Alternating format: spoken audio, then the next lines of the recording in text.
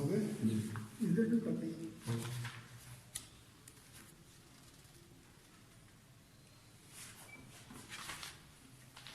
बिस्मिल्लाहिर्रहमानिर्रहीम।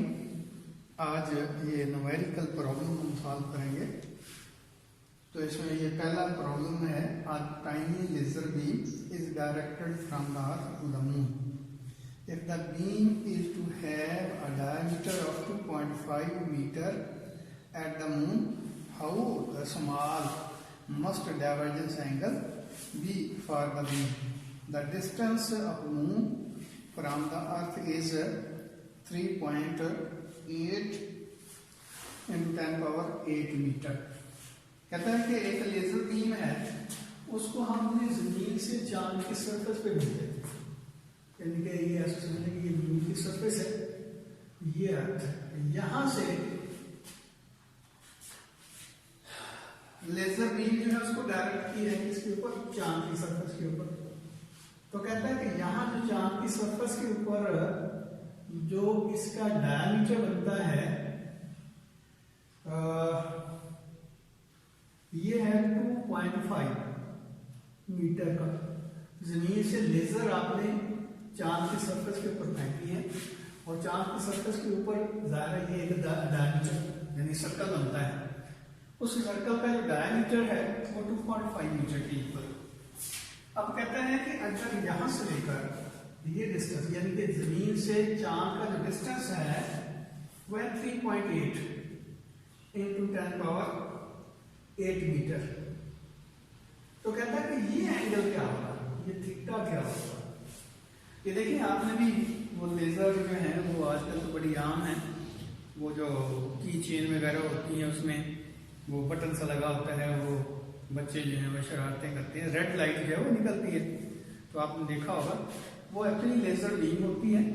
और उसमें आपने ये देखा होगा कि उसकी डाइवर्जेंस बहुत कम होती है, यानी कि उसका जो फैलना होता है, फैलाव होता है वो बहुत कम होता है। ऑर्डिनरी जो टॉर्च होती है उसकी लाइट जो है वो बहुत ज़्यादा फैल जाती है, जबकि लेजर की जो लाइट है वो फैलती नहीं। उसकी रीज़न है बाद में डिस्कस करेंगे सेकंड ईयर में।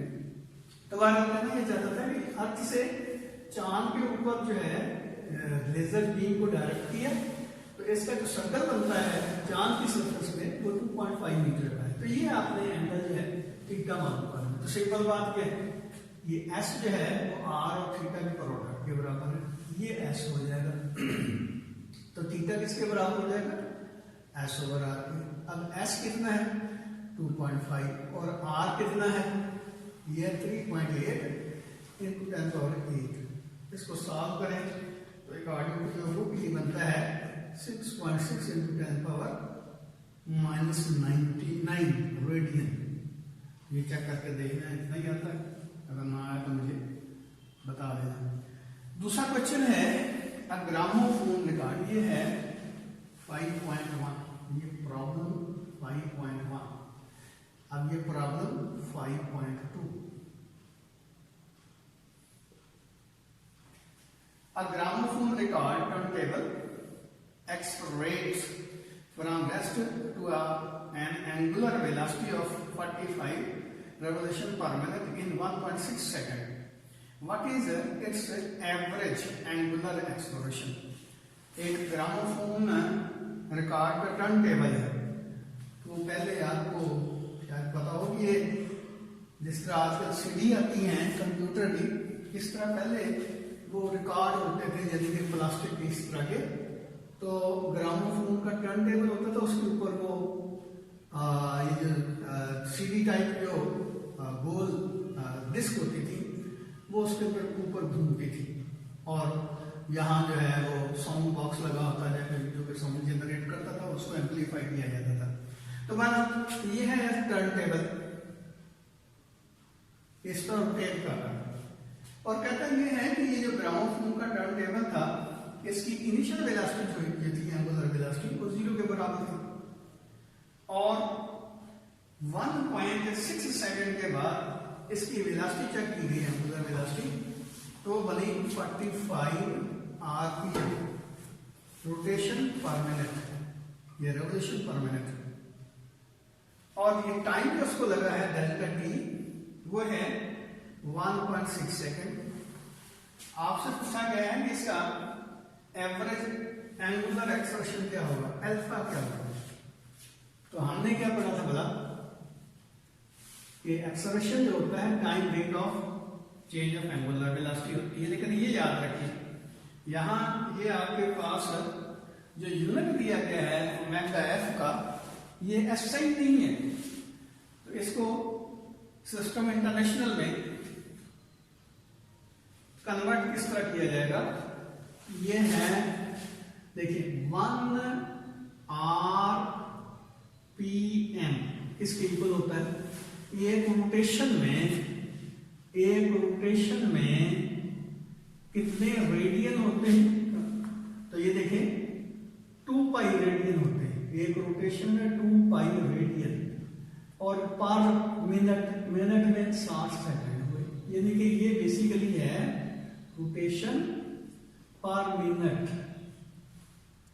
तो एक रोटेशन में ये देखिए ये बने 2 पाई रेडियन और 1 मिनट के बने सेकंड 60। इसका मतलब ये है 1 रोटेशन पर मिनट जो होगा वो आपके पास आ जाएगा π/30 रेडियन पर सेकंड, जो कि ऐसे यूनिट है।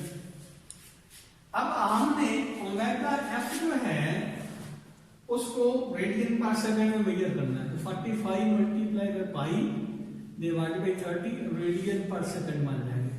तो ये 15.3 आ जाएगा, ये 15.2 आ जाएगा। तो ये आ जाएगा 3/2 पाई रेडियन पर सेकंड, या 1.5 पाई रेडियन पर सेकंड आ जाएगी। ये ओमेगा एफ की वैल्यू है। अब अल्फा किसके बराबर होगा, average angular acceleration change in angular velocity over time. तो ये आ जाएगा ओमेगा एफ माइनस ओमेगा आई over delta T. Omega F की वैल्यू दी गई है 1.5 × 3.14 और ओमेगा आई 0 के बराबर था। इनिशियली जो हमारा टर्न टेबल था, ग्रामोफोन रिकॉर्ड टर्न टेबल जो था, वो उसकी एंगुलर वेलोसिटी है 0 के इक्वल थी, और ये इतनी वेलोसिटी जो इसकी हुई है ये 1.6 सेकंड में हुई है। तो ये इसको सॉल्व करेंगे, यानी कि 1.5 multiply by 3.14 divided by 1.6 radian per second square. तो ये आपका एंगुलर एक्सेलरेशन की वैल्यू आ जाएगी।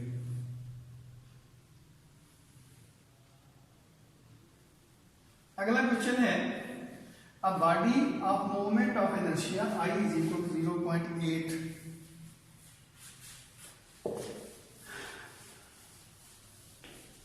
Kilogram metre square.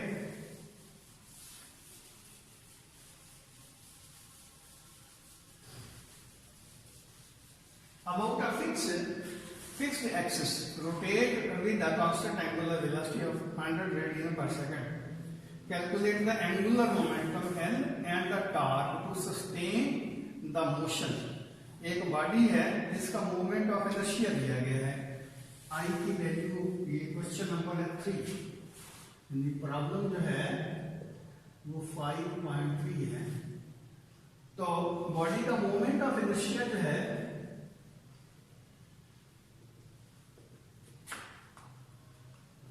I वो है 0.8 किलोग्राम मीटर स्क्वायर, और वो फिक्स एक्सिस के अबाउट जो है रोटेट कर रही है, और उसकी एंगुलर वेलोसिटी जो है वो कांस्टेंट है। एंगुलर वेलोसिटी जो है कांस्टेंट है, ओमेगा, और ओमेगा जो है वो है 100 radian per second. Calculate the angular momentum L and the torque. Angular momentum आपको मालूम करना है,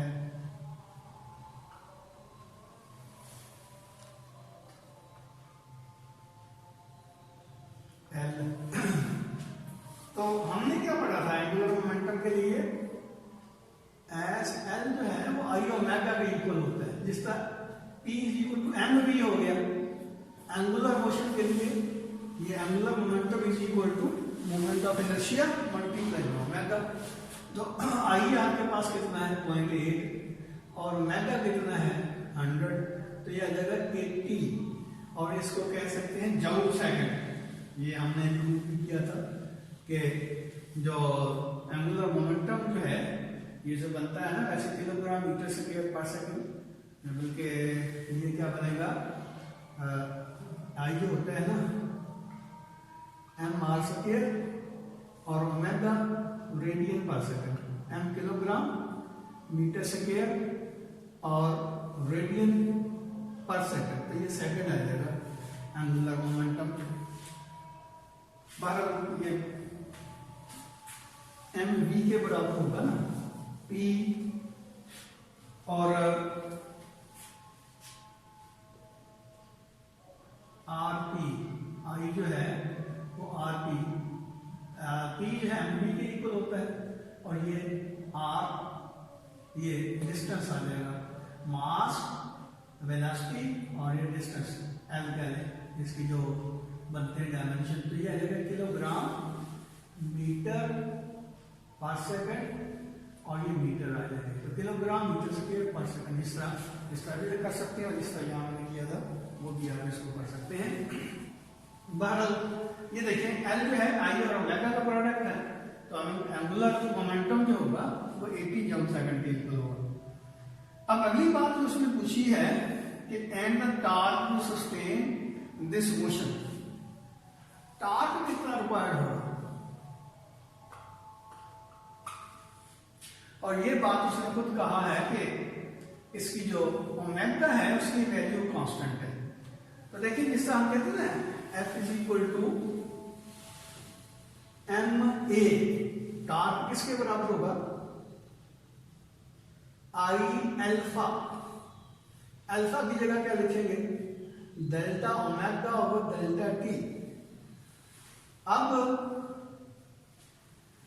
ओमेगा जो है वो कांस्टेंट होगा, तो डेल्टा ओमेगा 0 के इक्वल हो जाएगा। इसका क्या मतलब हुआ कि tie = I multiply by 0 divided by delta T, तो ये 0 आ जाएगा। इसका क्या मतलब हुआ, टॉर्क की वैल्यू जो है वो 0 के बराबर। क्यों बोला कि एक्सेलरेशन नहीं होगा ना, इनकी एक्सेलरेशन 0 के बराबर है, एंगुलर वेलोसिटी जो है वो कांस्टेंट है, तो जाहिर है इसका टॉर्क इसके ऊपर जो लगेगा वो 0 के इक्वल होगा। अगला क्वेश्चन 5 न्यूमेरिकल, तो इसमें कहता है calculate the angular momentum of a star, ये P है 5.5, angular momentum of a star of mass, ये मास जो है स्टार का दिया गया है m, ये कह रहे हैं 2 × 10⁻30 किलोग्राम, एंड रेडियस, उसका रेडियस जो है वो दिया गया है, चलो r कैपिटल से हम शो कर देते हैं, 7 × 10⁵ किलोमीटर। अब देखिए ये किलो है, तो ये लिखा जा सकता है 7 × 10⁸ मीटर, इसके 3 एक्सपोनेंट आ गया 3 और 5, ये आ गया 8, रेडियस आ गया।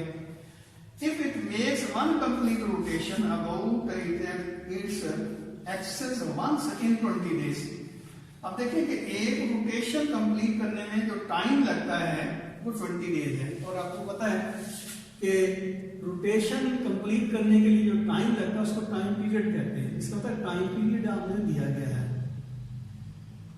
टी जो है वो 20 डेज है, और आपको पता है कि डेज में ऐसे यूनिट नहीं है, तो ये आ जाएगा 20 × 24 मल्टीप्लाई बाय 3600, ये 20 दिन 24 से मल्टीप्लाई किया तो घंटे बन गए, और 3600 से मल्टीप्लाई करेंगे तो ये सेकंड बन जाएगा, तो ये सेकंड बन जाएंगे आपके पास, ये टाइम इसका आ गया, टाइम पीरियड आ गया। What is it's kinetic energy, अब इसकी काइनेटिक एनर्जी क्या होगी, तो इसकी जाहिर है रोटेट जो कर रहा है तो इसकी काइनेटिक एनर्जी होगी रोटेशनल काइनेटिक एनर्जी, ये आपने मालूम करना है। और हमें पता है कि रोटेशनल काइनेटिक एनर्जी जो होगी वो ½ I ओमेगा स्क्वायर की इक्वल होगी। अब यहां देखने वाली बात यह है कि स्टार जो है उसकी शेप क्या होगी। तो बेटे सारे के सारे एस्ट्रोनॉमिकल ऑब्जेक्ट जो होते हैं की जो शेप होती है वो स्फेरिकल होती है। तो इसका मतलब ये हुआ कि यहाँ आई की वैल्यू जो है ये स्फीयर के लिए जो आई की वैल्यू है वो पुट करेंगे। तो आई किसके बराबर होता है स्फीयर के लिए 2/5 mr²। तो यहाँ क्या आ जाएगा 1/2 मल्टीप्लाई बाई 2/5 mr² और ओमेगा²। अब ओमेगा किसके इक्वल होगा? ओमेगा जो होता है वो 2π/t के इक्वल होता है। कैसे? ये देखें, ये एक बॉडी है ना, ये एक चक्कर मुकम्मल करती है, तो हम कहते हैं इसको जो टाइम लगा वो टाइम पीरियड के बराबर। और इसने एंगल जो स्वीप किया थीटा वो कितना होगा? थीटा जो है वो 2π रेडियन के इक्वल होगा। तो हम क्या कहते हैं ओमेगा इज इक्वल टू, बल्कि ओमेगा जो है थीटा ओवर टी के बराबर होगा, या जिसका हम कहते हैं S is equal to B into T. तो यहाँ एस की जगह थीटा, बी की जगह ओमेगा, तो ये टी आ जाएगा। इसका मतलब क्या हुआ कि ओमेगा जो होता है वो थीटा ओवर टी के इक्वल होता है। तो यहाँ थीटा किसके इक्वल है? 2π के, और टी किसके बराबर है? टाइम पीरियड के।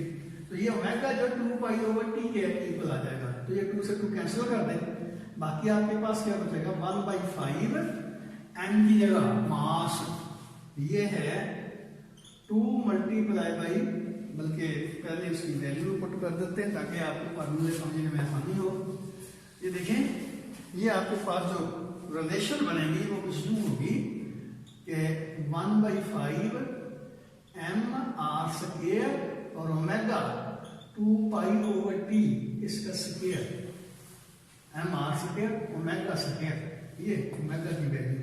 तो इसमें वैल्यूज पुट करते 1/5 m की जगह लिखेंगे 2 मल्टीप्लाई बाई 10⁻30, r की जगह लिखेंगे 7 × 10⁻5 सॉरी 8, ये इसका स्क्वायर, और 2π/t, ये इसको सॉल्व कर लें 20 मल्टीप्लाई बाई 24 मल्टीप्लाई बाई 36 100, और इसका बन जाएगा स्क्वायर। तो इसको सॉल्व करेंगे तो ये रोटेशनल काइनेटिक एनर्जी आ जाएगी। ऐसे यूनिट जो है वो जूल के बराबर होंगे। तो ये इसकी रोटेशनल काइनेटिक एनर्जी जो आती है 1.4 2.5 into 10⁻36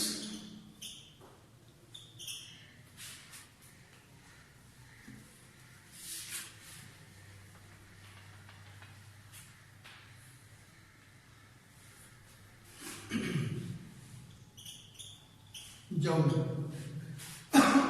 अब इनिशियली देखें उसने पूछा था कैलकुलेट द एंगुलर मोमेंटम, यानी कि हमने इसका एंगुलर मोमेंटम भी मालूम करना था। तो एंगुलर मोमेंटम वही I L is equal to I omega. ये तो इसकी काइनेटिक एनर्जी आ गई। अब इसका एंगुलर मोमेंटम किसके इक्वल होगा? एंगुलर मोमेंटम जो है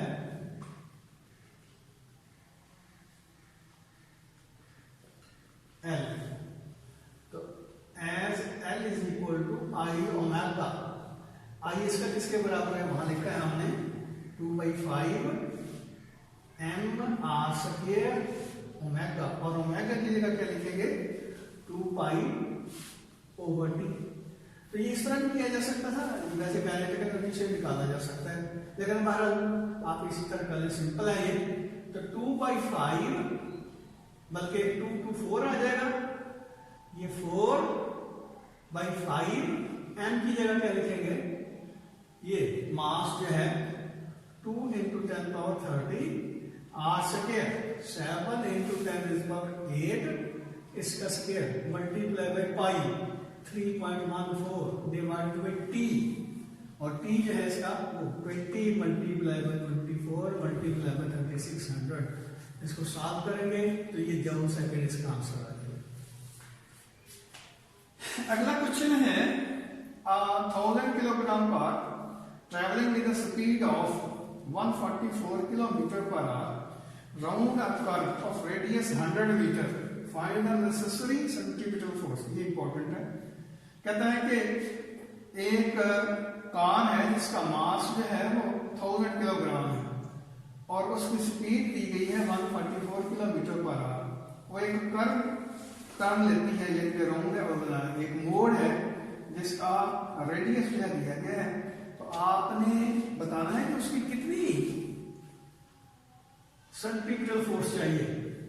ये प्रॉब्लम है 5.6। तो कार का जो मास है m कह लें वो है 1000 किलोग्राम और इसकी स्पीड दी गई है v जो है वो है 144 किलोमीटर पर आवर।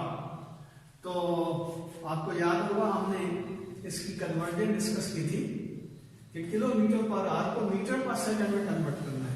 तो क्या करेंगे 144 डिवाइडेड बाय 3.6 या जाएगा मीटर पर सेकंड। क्या किया हमने ये देखिए किलोमीटर 1000 मीटर और 60 सेकेंड आ गया। ये देखिए 0 से 0 कैंसिल हो जाएगा तो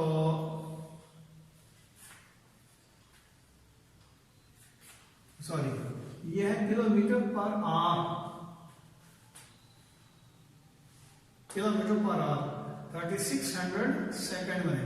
तो ये 2 0 इससे कैंसिल हो गए तो 10/36 को लिख सकते हैं 1/3.5। तो इसलिए मैंने क्या किया कि किलोमीटर पर सेकंड की बजाय इसको जब मीटर पर सेकंड में कन्वर्ट किया तो 3.6 से इसको डिवाइड कर दिया। अब इसका जो रेडियस है आर जिसमें वो टर्न ले रहा है, कार जो है इस रेडियस में यानी कि कर्व में टर्न ले रही है जिसका ये रेडियस ये मोड है सेट का और यहां से लेकर यहां तक ये डिस्टेंस ये देखें ये बराबर बराबर रहा है और इसकी आर की वैल्यू जो है आपको दी गई है 100 मीटर। तो ये देखिए आपको इसको जो फोर्स चाहिए तो आपको टर्न लेने के लिए वो होगी centripetal force Fc is equal to mv square over are.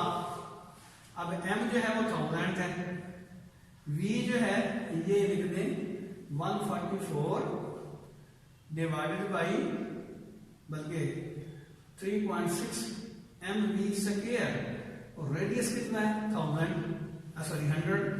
तो ये 2 0 इससे कैंसिल करते हैं, बाकी इसको सॉल्व करें तो ये 10 मल्टीप्लाई बाय 144 ओवर 3.6 स्क्वायर।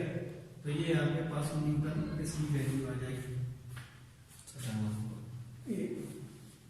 आखिरी सवाल है, बंद तो नहीं हो गया? बंद हो गया? ये क्वेश्चन हो सकता है। What is the least speed at which an aeroplane can execute a vertical loop of 1 kilometer radius so that there will be no tendency for the pilot to fall down at the highest point? ये देखें एक pilot जो है airplane को fly करवा रहा है और ये इस तरह का एक वर्टिकल लूप बनाता है ऐसा। कहते हैं कि उसकी कम से कम कितनी वेलोसिटी होनी चाहिए, what is the least speed इस पॉइंट के ऊपर, क्योंकि यहां पे इसके गिरने के चांसेस मैक्सिमम होंगे। ये इसका सेंटर है, यहां पे जो हमारा एयरप्लेन है जब यहां पे लाई करेगा तो उस वक्त इसके फॉल होने के चांसेस जो है वो मैक्सिमम होंगे। वजह क्या है? वजह ये देखिए कि जब ये सर्कल में रोटेट करेगा इसका ये होगी सेंट्रीपिटल फोर्स और ये होगा इसका वेट। लेकिन इस पॉइंट के ऊपर सेंट्रीपिटल फोर्स और वेट दोनों नीचे की तरफ है, यहां दोनों एक दूसरे पे अपोजिट है। इसका क्या मतलब हुआ कि यहां पे कितनी कम से कम वेलोसिटी होनी चाहिए, यानी कि Fc की वैल्यू कितनी होनी चाहिए यहाँ, सॉरी वेलोसिटी की कितनी वैल्यू कितनी होनी चाहिए। तो यहाँ Fc जो है एटलीस्ट W के बराबर होना चाहिए ताकि ये गिरे ना। अब Fc किसके बराबर होता है mv स्क्वायर ओवर r और W किसके बराबर होता है mv, m से m कैंसिल हो जाएगा, वी स्क्वायर किसके बराबर हो जाएगा, जी आर, और वी किसके बराबर हो जाएगा, जी आर अंडर रूट। अब जी की वैल्यू कितनी है, 9.8, और रेडियस कितना है, 1 किलोमीटर, 1000 मीटर। इसको सॉल्व करेंगे तो ये आ जाएगा आपके पास 99 मीटर पर सेकंड।